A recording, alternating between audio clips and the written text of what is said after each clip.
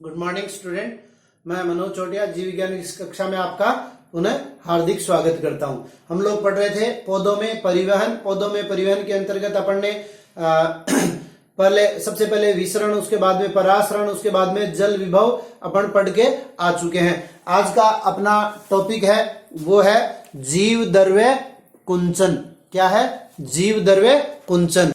जीव द्रव्य कुंचन। सबसे पहले देखिए, तीन प्रकार के विलयन है। विलयन की बात करें अपन तो तीन प्रकार के विलयन, एक है समपरासरी, एक है अति परासरी और तीसरा है अल्प परासरी। यहां हम किसकी बात कर रहे हैं? यहां हम सजीव कोशिका की बात कर रहे हैं। ठीक है, तो अगर कोशिका की जितनी सांद्रता है, कोशिका की जितनी सांद्रता है उसके समान सांद्रता का विलयन अगर अपन तैयार करते हैं या उसके समान सांद्रता का विलयन है तो उस विलयन को क्या कहेंगे? समपरासरी विलयन। और कोशिका की जितनी सांद्रता है उससे अगर अधिक सांद्रता का विलयन तैयार किया जाता है तो उस विलयन को कहते हैं अति परासरी विलयन। और कोशिका की सांद्रता से कम सांद्रता का विलयन अगर तैयार किया जाता है तो उस विलयन को कहते हैं अल्प परासरी।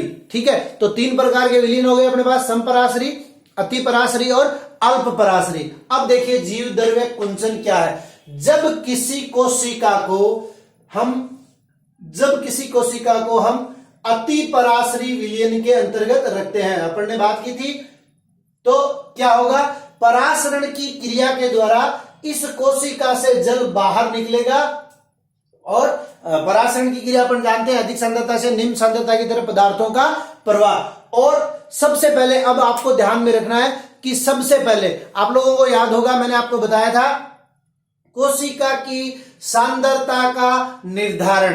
कोशिका की सांद्रता का निर्धारण कौन करता है? तो कोशिका में पाए जाने वाले बड़े आकार की रिक्तिका, कोशिका में पाई जाने वाली बड़े आकार की रिक्तिका क्या करती है? कोशिका की सांद्रता का निर्धारण करती है। ठीक है, अब जब कोशिका को किसी अति परासरी विलयन के अंतर्गत रखा जाता है तो उसके अंदर से एक्सोस्मोसिस यानी बहिर्परासरण की क्रिया के द्वारा जल जो है वो बाहर निकलेगा। और सबसे पहले जल बाहर निकलेगा कहां से? जो कोशिका की सांद्रता का निर्धारण करती है, रिक्तिका से। रिक्तिका से जल बाहर निकलने के पश्चात जीव द्रव्य के अंदर से जल बाहर निकलेगा और जीव द्रव्य के अंदर से जब जल बाहर निकलेगा तो इस कोशिका का जीव द्रव्य क्या हो जाएगा? सिकुड़ जाएगा। और इस जीव द्रव्य के सिकुड़ने को ही क्या कहते हैं? जीव द्रव्य कुंचन कहते हैं। ठीक है, जब किसी कोशिका को समपरासरी विलयन में रखा जाता है तो कोई क्रिया नहीं होती है,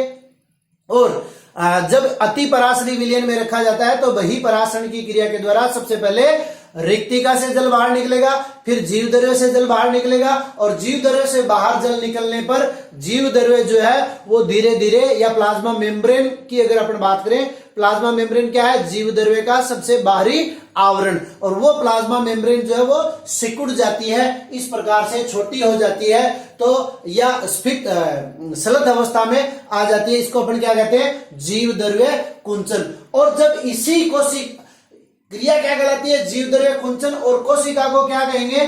जीव द्रव्य कुंचित कोशिका। कोशिका को क्या कहेंगे? जीव द्रव्य कुंचित कोशिका। और जब इसी जीव द्रव्य कुंचित कोशिका को क्या करेंगे? अल्प परासरी विलयन में रखेंगे। जीव द्रव्य कुंचित कोशिका को अल्प परासरी विलयन में रखने पर क्या होता है? अंतःपरासरण की क्रिया होगी और अंतःपरासरण की क्रिया के फलस्वरूप जीव द्रव्य पुनः अपनी मूल अवस्था में आ जाता है, या यूं कह दे स्फीत अवस्था में आ जाता है, और इसे जीव द्रव्य विकुंचन कहते हैं। इसे क्या कहेंगे? जीव द्रव्य विकुंचन। तो ये दो टर्म होगी अपनी, जीव द्रव्य कुंचन और जीव द्रव्य विकुंचन। अगली अपनी क्रिया है अंतःशोषण। अंतःशोषण एक विशेष प्रकार का विसरण है। अंतःशोषण क्या है? एक विशेष प्रकार का विसरण है जब ठोस एवं कोलाइडल कणों के द्वारा क्या किया जाता है? पानी को अवशोषित किया जाता है तो उसे हम अंतः शोषण कहते हैं। सामान्य तौर पे आप यूं समझ सकते हो कि बरसात के दिनों में जब लकड़ी से बने हुए खिड़की और दरवाजे फूल जाते हैं, उनको बंद करने में और खोलने में कठिनाई अनुभव करते हैं, तो वो किसके कारण है? अंतः शोषण के कारण। यहां हम क्यों पढ़ रहे हैं? सजीवों के अंतर्गत। तो सजीवों के अंतर्गत बीज जो कि लैंगिक जनन का अंतिम उत्पाद होता है, और सबसे पहले जीवन की क्रिया को प्रारंभ किसके द्वारा किया जाता है? बीज के द्वारा। तो बीज क्या करेगा? अंतः शोषण करेगा, अर्थात जल को अवशोषित करेगा, और वह जल जब भ्रूण तक पहुंचेगा तो वह क्रिया करके और बीज पत्रों का निर्माण करेगा। यानी जीवन की प्रक्रिया जो है वो प्रारंभ किससे होती है? अंतः शोषण से होती है। अर्थात बीज जो कि एक ठोस संरचना है, वो क्या करेगी? आयतन जल अवशोषित करके आप लोग साधारण तौर पे समझ सकते हैं, अगर आप भिगे हुए चने नाश्ते के अंतर्गत खाते हैं, रात को अपन ने चनों को पानी में भिगो दिया, अब वो चने क्या करते हैं? सुबह जल अवशोषित करके फूल जाते हैं, अर्थात अपने आयतन में बढ़ोतरी कर लेते हैं। और इसी क्रिया के द्वारा, अंतः शोषण की क्रिया के द्वारा ही आप लोग देखते हो पहाड़ों के ऊपर, चट्टानों के ऊपर ये एक विशेष प्रकार का बल लगता है, और बीज जो है स्फुटित होकर उन चट्टानों से, पहाड़ों से भी बाहर आ जाता है। तो किसके कारण? अंतः शोषण की क्रिया के कारण। यानी जितने आयतन में वो है और जल अवशोषित करके वो क्या करता है? फूलता है। तो एक बहुत ही तकड़ा जोरदार बल लगाता है, और वो चट्टानों को भी तोड़ने का काम कर सकता है। तो इस प्रकार हम कह सकते हैं अंतः शोषण एक विशेष प्रकार का विसरण है, जिसमें जल की गति सांद्रता प्रवणता के अनुसार होती है। ठीक है, अगली है लंबी दूरी तक जल का परिवहन किस प्रकार से होता है। अगला अपना टॉपिक है लंबी दूरी तक जल का परिवहन। लंबी दूरी तक जल का परिवहन किस प्रकार होता है? क्योंकि हम जानते हैं पादपों की जो ऊंचाई है वो घासीय पौधों की बात करें तो बहुत छोटी होती है, लेकिन यूकेलिप्टस प्रकार के पौधों की बात करें तो 100 मीटर तक ऊंचाई इनकी होती है, और जल का जो परिवहन है वो यहाँ लंबी दूरी तक होता है। तो किस प्रकार से होता है? इसके लिए अपन एक प्रयोग कर सकते हैं। किसी एक जलीय पादप की टहनी को हम क्या करते हैं? रंगीन पानी के अंतर्गत लेते हैं। ठीक है, ये रंगीन पानी है, और इसमें हमने क्या किया? किसी एक पादप की टहनी को लिया, और टहनी को लेकर हम काफी देर तक इसके अंतर्गत इस टहनी को रखा रहने देते हैं। तो हम क्या अनुभव करते हैं? कुछ समय पश्चात, 2-3 घंटे पश्चात, अब ये टहनी क्या करेगी? चूंकि जलीय पादप की टहनी है, जल अवशोषित करेगी। ठीक है, और उसके पश्चात जब इस टहनी की हम काट कर देखते हैं, तो इसका जो संवहन उत्तक है, संवहन उत्तक आप लोगों को याद होगा, अपन ने पीछे पढ़ा हुआ है। संवहन उत्तक किसे कहते हैं? जाइलम और फ्लोएम को हम क्या कहते हैं? संवहन उत्तक कहते हैं। तो जब हम देखेंगे इसकी काट कर, तो इसका जाइलम वाला जो भाग है वो क्या हो जाता है? रंगीन हो जाता है। अर्थात जल का परिवहन, जल और उसके साथ मृदा में घुले हुए खनिज लवणों का परिवहन भी जाइलम के द्वारा होता है, और पत्तियों द्वारा निर्मित भोज्य पदार्थों का परिवहन जो है वो फ्लोएम के द्वारा होता है। और ये जो परिवहन होता है वो एक समूह के अंतर्गत होता है, एक बल्क के रूप में होता है, सहती के रूप में होता है, परासरण सांद्रता या परासरण प्रवणता के अनुसार होता है। तो इसको हम कहते हैं स्थानांतरण। तो ये भी आप लोगों को याद रखना है, 1 नंबर का प्रश्न पूछा जा सकता है। स्थानांतरण किसे कहते हैं? सहती या मास के अंदर एक साथ बल्क के रूप में जल का या खनिज लवणों का परिवहन होता है, जिसे हम क्या कहते हैं? स्थानांतरण कहते हैं। लंबी दूरी का परिवहन जो है केवल विसरण द्वारा ही नहीं हो सकता। अपन जानते हैं बाहरी माध्यम में जो जल होता है मूल के ऊपर आप लोग जानते हो एक कोशिका के मूल रोम पाए जाते हैं, और ये मूल रोम ही क्या करते हैं? जल अवशोषण की क्रिया करते हैं, या यूं कहते हैं कि मूल रोम जो है वो जल अवशोषण के क्षेत्रफल को बढ़ा देते हैं। इसी प्रकार एक प्रश्न और बनता है यहाँ पे, माइकोराइजा। तो ये भी आपको याद रखना है, माइकोराइजा क्या है?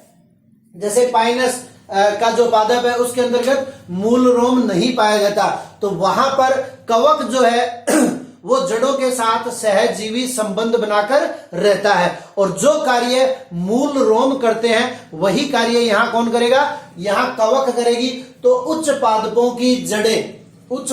की जड़ें और कवकों के मध्य पाया जाने वाला सहजीवी संबंध क्या कहलाता है? माइकोराइजा कहलाता है। इसमें कवक जो है जल, खनिज लवण, नाइट्रोजन युक्त पदार्थों का अवशोषण करते हैं और बदले में पादप से भोजन प्राप्त करते हैं। तो मूल रोमों के द्वारा अवशोषित जल